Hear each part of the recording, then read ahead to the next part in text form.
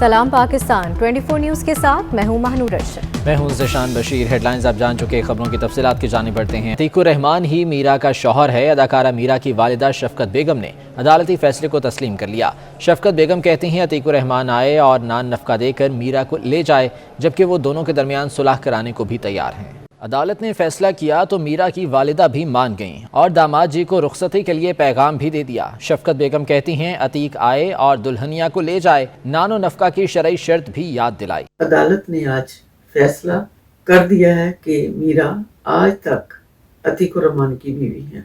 मीरा की वालिदा इस फैसले का एहतराम करती हूँ और अतीकुर रहमान से कहती हूँ कि वो आए और अपनी दुल्हन मीरा को अपने घर ले जाए और शरीयत ला के मुताबिक उसका जो नान नफका बनता है वो अदा करे, और मैं इसमें सुलह करवाने के लिए अपना किरदार अदा करूंगी। माँ मान गई, मगर बेटी का क्या, ये सवाल अहम है। और ये भी कि अगर अतीकुर रहमान वाला निकाह ठीक था तो फिर कहानी में कैप्टन नवीद के नाम का जो मोड़ आया था उसका क्या हुआ। तकसीबे निकाह से शुरू होने वाला केस निकाह पर निकाह के मसले में तो नहीं फंसा देगा। एक निकाह के होते हुए दूसरा निकाह नहीं किया जा सकता। तलाक होना और उसके बाद तलाक के सर्टिफिकेट के बाद निकाह दूसरा किया जा सकता है। अगर एक निकाह कायम है तो दूसरा निकाह फासिद होगा और ताज़ीरात पाकिस्तान के सेक्शन 494 या 494 के तहत 7 साल तक सजा हो सकती है। मीरा अपना रास्ता चुने, कानून अपना रास्ता लेगा और दुनिया देखेगी भी और बोलेगी भी, क्योंकि इसका तो काम ही यही है। FIA मेरी जान छोड़ दे, हरीम शाह ने हाथ जोड़ लिए। कहती हैं मनी लॉन्ड्रिंग से मुतालिक कुछ नहीं जानती, मेरे खिलाफ नेशनल अकाउंट्स बंद कर दिए गए, ये सब क्यों हो रहा है। लंदन में 24 न्यूज़ से गुफ्तगू में उनका मजीद क्या कहना था, आपको दिखाते हैं।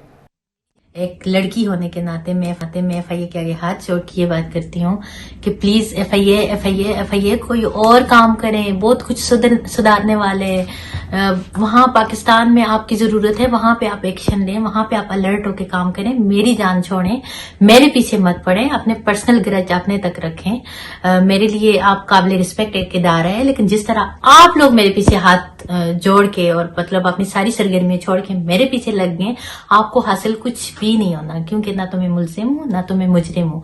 लेकिन मैं आपके आगे देखिए मैंने हाथ छोड़ लिए, प्लीज मेरा पीछे छोड़ दें। Drug regulatory authority of Pakistan का कोरोना टेस्ट के हवाले से बड़ा फैसला सामने आया। कोरोना की रैपिड एंटीजन टेस्ट किट की फरोख्त की इजाज़त दे दी गई। कोरोना टेस्ट किट से घर पर ही कोरोना की तशखीस हो सकेगी।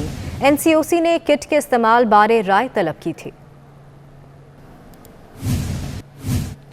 बुखार का इलाज भी अब महंगा हो गया। फैसलाबाद की मेडिसिन मार्केट में बुखार की अद्वियात का फुकदान है। मरीज पेनाडोल के हुसूल के लिए ख्वार होने लगे हैं। अज़ादार हुसैन की रिपोर्ट इसी बारे में। गरीब के लिए बुखार का इलाज कराना भी हो गया मुश्किल। मेडिसिन मार्केट में पेनाडोल नायाब हो गई। मरीजों को मुश्किलात का सामना करना पड़ रहा है। जैसे ही कोई बीमारी आती, इसकी दवाई मार्केट से गायब हो जाती है। चेयरमैन फार्मेसी एसोसिएशन मियां तनवीर का कहना था कि सेल्स टैक्स में इजाफा अद्वियात के नायाब होने की वजह है। हुकूमत अद्वियात की फराहमी को यकीनी बनाए। जब भी कोई ऐसा मसला होता है कि मौसम के मुताबिक जिस अद्वियात की ज़रूरत मार्केट में ज़्यादा होती है, वो देखने में आया है कि वो अक्सर वो चीज़ें जो है वो शॉर्ट हो जाती हैं। इस बार तो जो गवर्नमेंट ने सेल टैक्स इंपोर्ट किया है 17%, उसकी वजह से भी रॉ मटेरियल लोगों को इंपोर्ट करने में कुछ मुश्किलात का सामना है। रॉ मटेरियल के रेट भी बढ़ गए हैं और इस वजह से कंपनियों ने जो अपनी प्रोडक्शन है वो इन चीज़ों की कम कर दी है। फार्मेसी में अद्वियात खरीदने आए शहरियों का कहना है कि बच्चों के बुखार की दवाई के लिए ख्वार हो रहे हैं। अभी बस बहुत शॉर्ट में मिल नहीं रही और बहुत बच्चों के लिए भी मसला है, बड़ों के लिए भी है। काइंडली जो है ना, और जो उसकी शॉर्टेज है उसको दूर किया जाए, हम अपील हम। मार्केट में अद्वियात की कमी मरीजों के साथ साथ फार्मेसी मालकान के लिए भी परेशानी का बायस बनी है। जनवरी 2022 में महंगाई की शरह 2 साल की बुलंद सतह 13% पर जा पहुंची। रिसर्च रिपोर्ट के मुताबिक जनवरी 2021 के मुकाबले जनवरी 2022 में खुर्दनी तेल, घी, बिजली, सेहत और तालीम के अखराजात, ट्रांसपोर्ट और घरों के किराए बढ़ने से आवाम पर महंगाई का बहुत बड़ा बोझ मुंतकिल हुआ है। मजीद तफसीलात कराची से अशरफ खान की इस रिपोर्ट में। जनवरी 2022 में महंगाई की रफ्तार मजीद बढ़ गई। एक माह में महंगाई की शरह 2 साल की बुलंद सतह 13% पर पहुंच गई। दिसंबर 2021 में महंगाई की शरह 12.30% थी। रवा माली साल 7 माह में महंगाई की औसत शरह 10.26% रही, जो गुज़िश्ता माली साल पहले 7 माह में महंगाई की औसत शरह 8.19% थी। टॉप लाइन रिसर्च रिपोर्ट के मुताबिक आम आदमी पर जनवरी 2021 के मुकाबले जनवरी 2022 में महंगाई का बोझ मजीद बढ़ गया। खाने पीने की अशिया की कीमत दिसंबर 2021 में 10.3% के मुकाबले 12.8% पर पहुंच गई। सबसे ज्यादा इजाफा खाने पकाने का तेल और घी की कीमत गुज़िश्ता साल के मुकाबले जनवरी 2022 में 54% का इजाफा रिकॉर्ड किया गया। जनवरी 2022 में दालों की कीमत में 41% का नुमाया इजाफा हो गया। अवाम ने बढ़ती महंगाई को कंट्रोल करने के लिए फौरी इकदाम का मुतालबा कर दिया। बहुत ज़्यादा परेशान है, क्या करे आदमी, किराए का घर है, रोज़ दिन ब दिन जो है कि महंगाई होती चली आ रही है। कौन सी चीज़ महंगी नहीं हुई, कोई ऐसी चीज़ नहीं है, और महंगाई को रोक देना एक बहुत बड़ा मेरी नज़र में इकदाम होता है। अशिया की कीमत में इजाफे की बुनियादी वजह ट्रांसपोर्ट के किरायों में इजाफा और आलमी मार्केट में कमोडिटी की कीमत का बढ़ना है। महंगाई का जिन गरीबों की जान को आ गया। बेशतर शहरों में आटे की कीमतों में इजाफे ने आवाम के लिए 2 वक्त की रोटी का बंदोबस्त करना मुश्किल बना दिया। कई शहरों के यूटिलिटी स्टोर्स पर आटा, चीनी, चावल, घी, ऑयल भी ख़त्म हो गया। परेशान हाल लोग चक्कर पर चक्कर लगाने पर मजबूर हैं। जाएं तो जाएं कहां और किससे फरियाद करें। शहर कायद की सबसे बड़ी दरसगाह जामिया कराची में नए तालीमी साल के आगाज़ में ही असातिज़ा ने क्लासेस का बायकॉट कर दिया। सिलेक्शन बोर्ड में बेज़ाब्तियों, मुस्तकिल तौर पर वाइस चांसलर की अदम तकर्रुरी और फंड्स में कमी के खिलाफ असातिज़ा सरापा एहतजाज बन गए। इसी बारे में मज़ीद जानेंगे अपने नुमाइंदे दानियाल सदीकी से।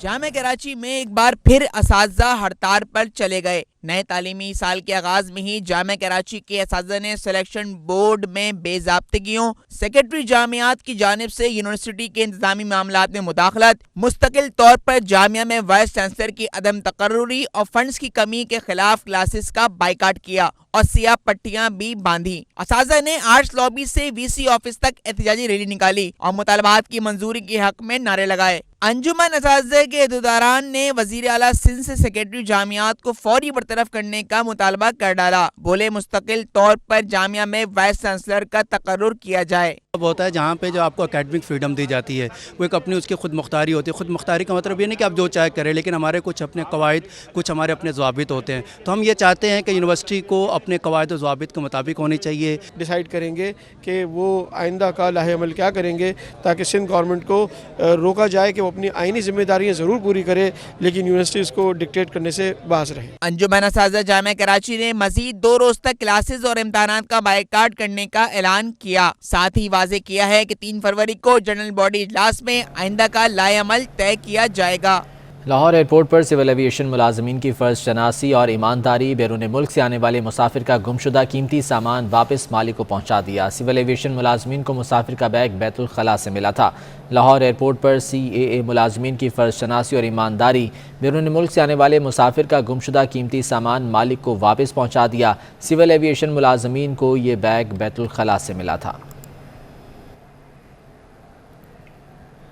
पाकिस्तान को तारीख के महंगे तरीन स्कूक बॉन्ड से $1 अरब मिल गए। स्कूक बॉन्ड्स पर $1 अरब का कर्जा 7 साल के लिए 7.95% की शरह पर लिया गया।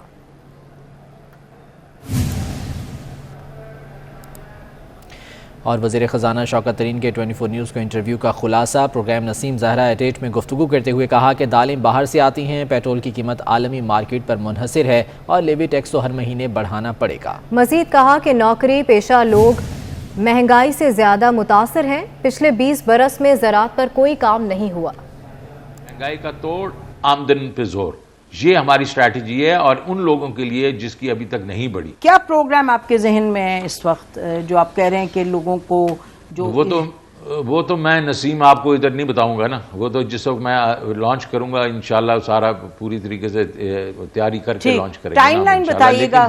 देखें ये पता नहीं 3 बिलियन कहाँ से आ गया।